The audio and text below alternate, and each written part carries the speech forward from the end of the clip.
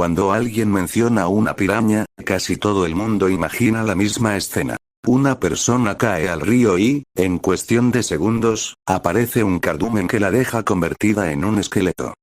Hollywood lleva décadas vendiéndonos esa historia. El problema es que a la biología nunca le pidieron opinión. Y cuando uno revisa lo que realmente ocurre en los ríos de Sudamérica, descubre que las pirañas tienen mucha más fama que víctimas. Digámoslo así. Ladran más de lo que muerden, aunque, si muerden, más vale no poner el dedo. Las pirañas pertenecen a la familia Serrasalmidae, un grupo de peces de agua dulce distribuido principalmente en las cuencas del Amazonas, el Orinoco, el Paraguay y el Paraná. Actualmente se reconocen alrededor de 30 especies repartidas en varios géneros, siendo Pygocentrus y Serrasalmus los más conocidos. Aunque comparten un aspecto parecido, no todas viven igual ni comen lo mismo. Ahí aparece el primer error que suele cometer la gente. Creer que todas las pirañas son máquinas de matar. Sería como decir que todos los perros son pastores alemanes porque uno salió en una película.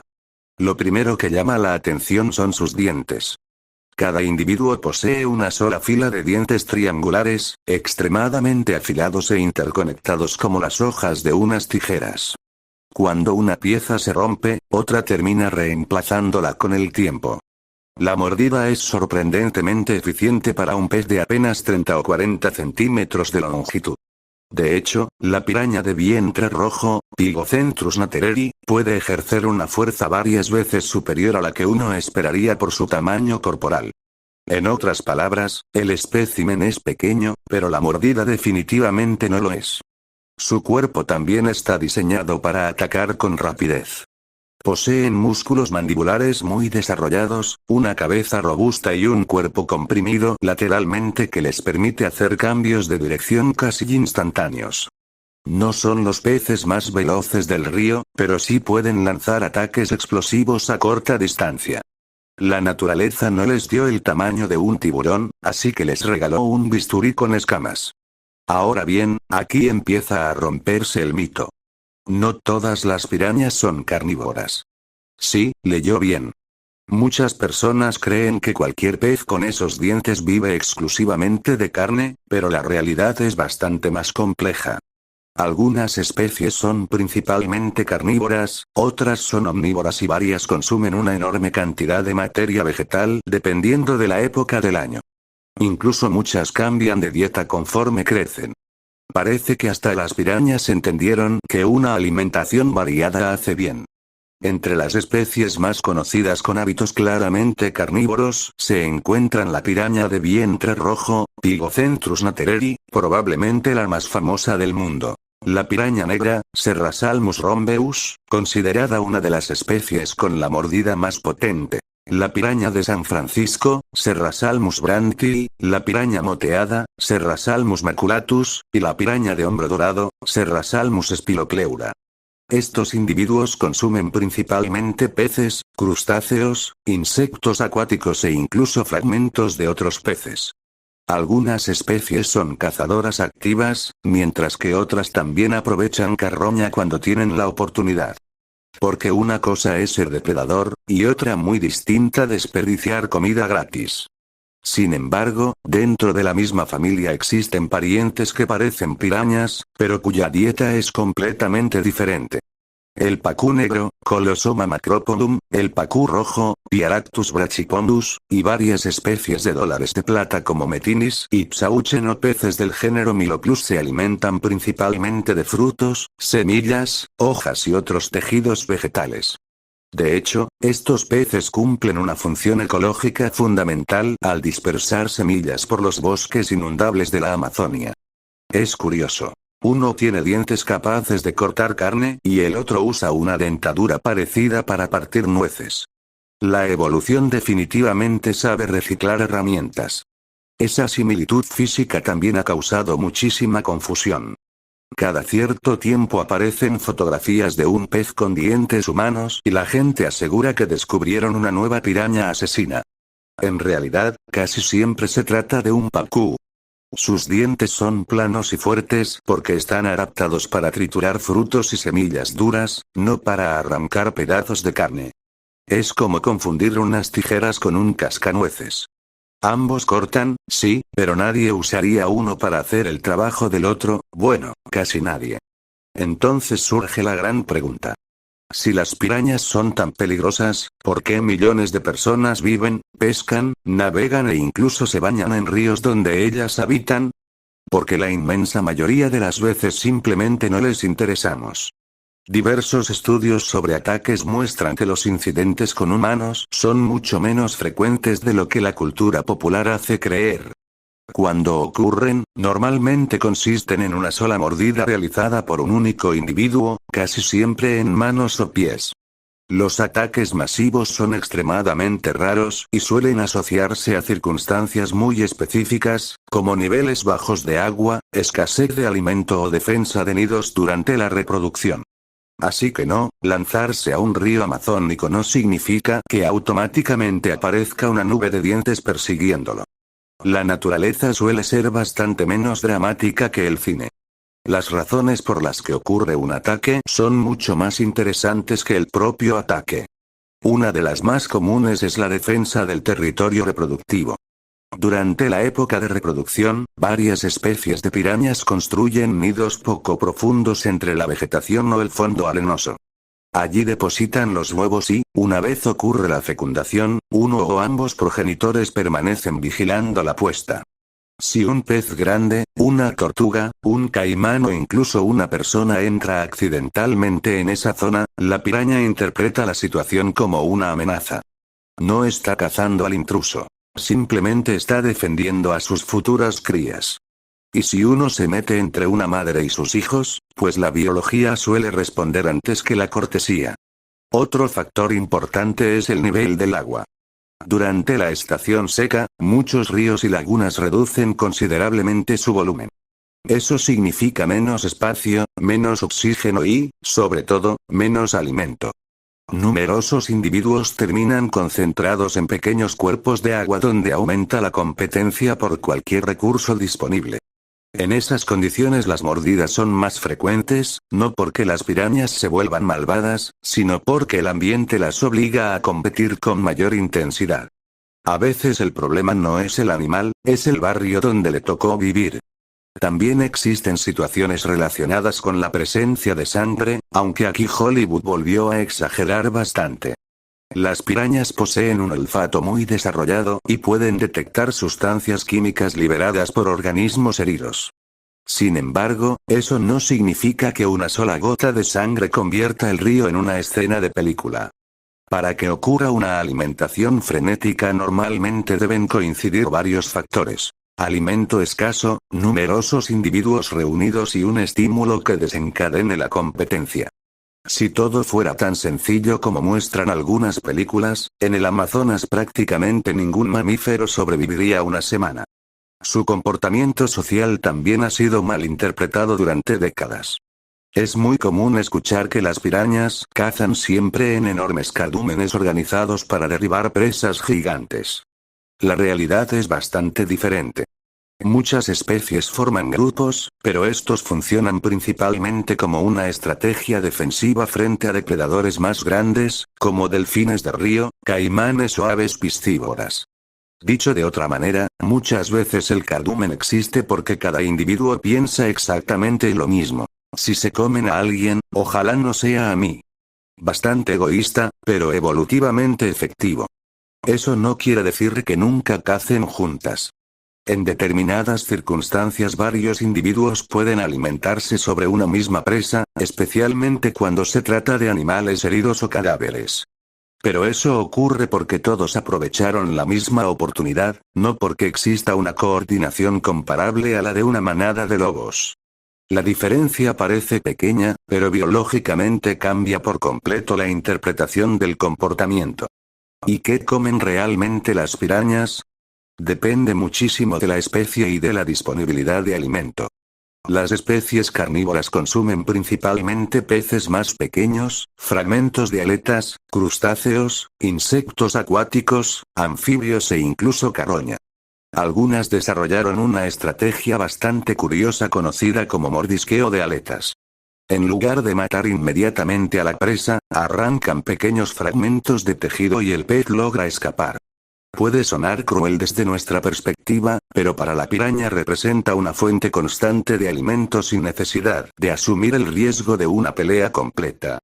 La naturaleza no siempre busca la solución más elegante. Normalmente busca la que consume menos energía.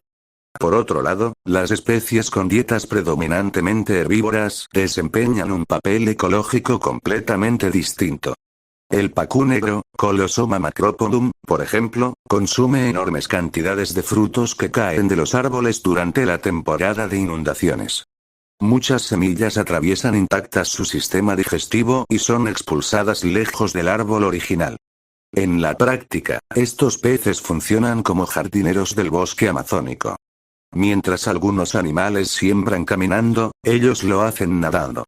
Las pirañas, además, cumplen una función sanitaria muy importante dentro de los ecosistemas acuáticos. Al consumir organismos muertos o gravemente heridos, ayudan a reciclar nutrientes y reducen la permanencia de materia orgánica en descomposición. Es un trabajo poco agradable, nadie va a discutir eso, pero alguien tiene que hacerlo.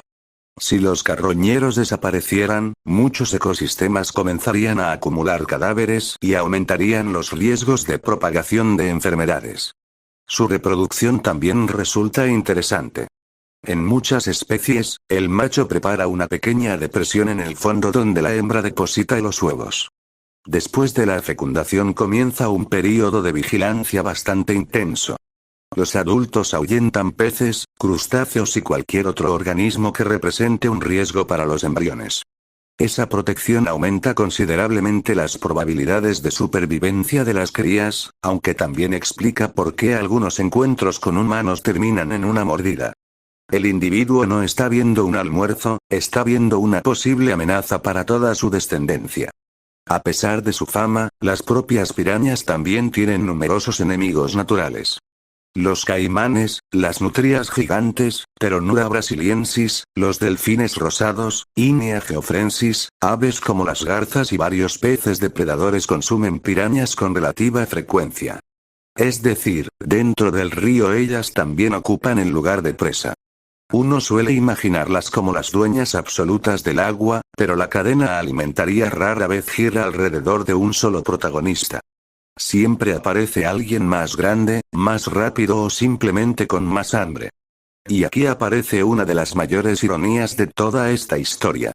Durante décadas las películas convirtieron a las pirañas en monstruos insaciables capaces de devorar cualquier cosa en segundos.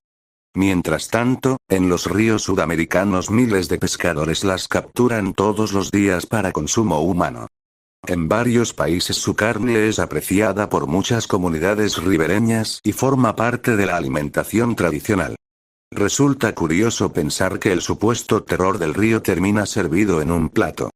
La naturaleza tiene un sentido del humor bastante particular. A lo largo de los años, la ciencia también ha descubierto que las pirañas desempeñan un papel importante como indicadores de la salud de los ecosistemas acuáticos.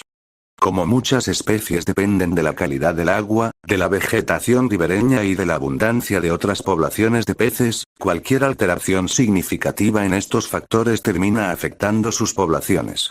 La contaminación, la construcción de represas, la deforestación y la sobrepesca modifican el equilibrio de los ríos donde habitan.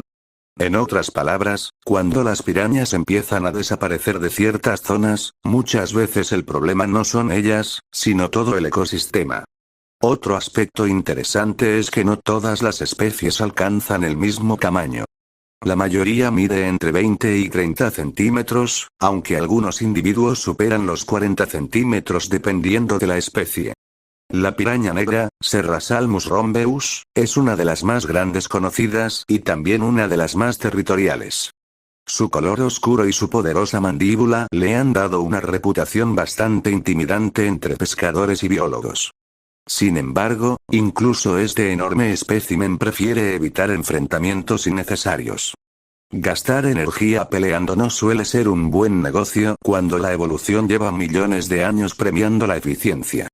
Las diferencias entre especies también se reflejan en su comportamiento.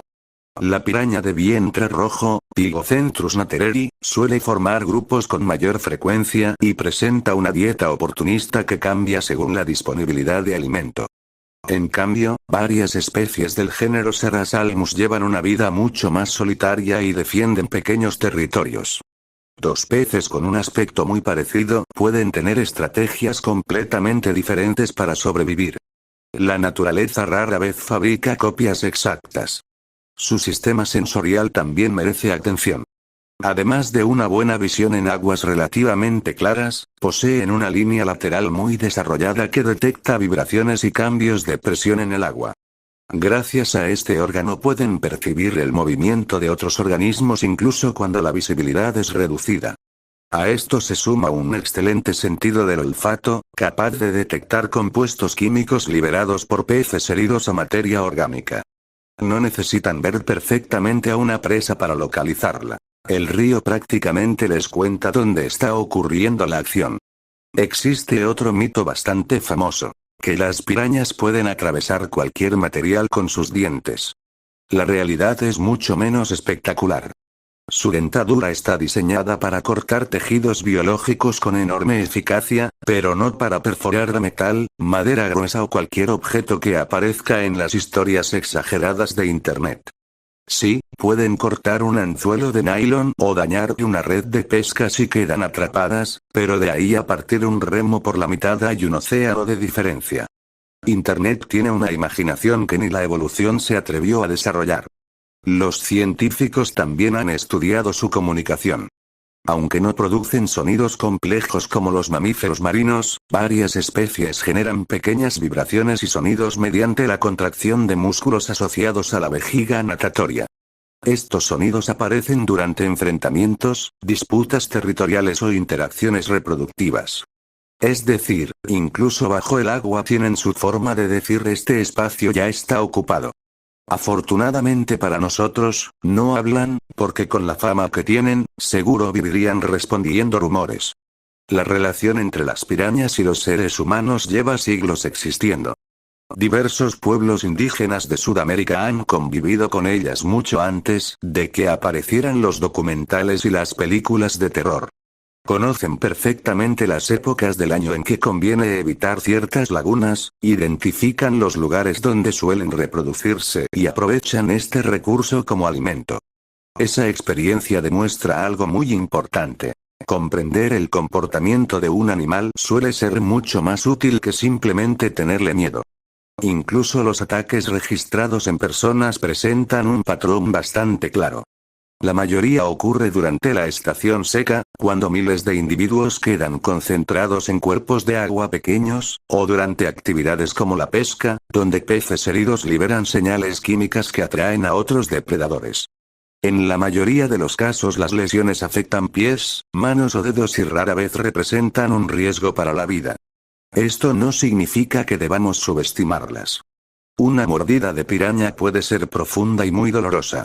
La diferencia es que una cosa es recibir una mordida y otra muy distinta es terminar convertido en un esqueleto en 30 segundos, como insisten algunas películas. Y hablando de cine, probablemente ningún pez ha sufrido tanto por culpa de Hollywood como las pirañas. Películas, series y documentales sensacionalistas las transformaron en asesinas incansables capaces de atacar cualquier cosa que toque el agua. El problema es que, cuando una mentira se repite durante décadas, termina pareciendo verdad.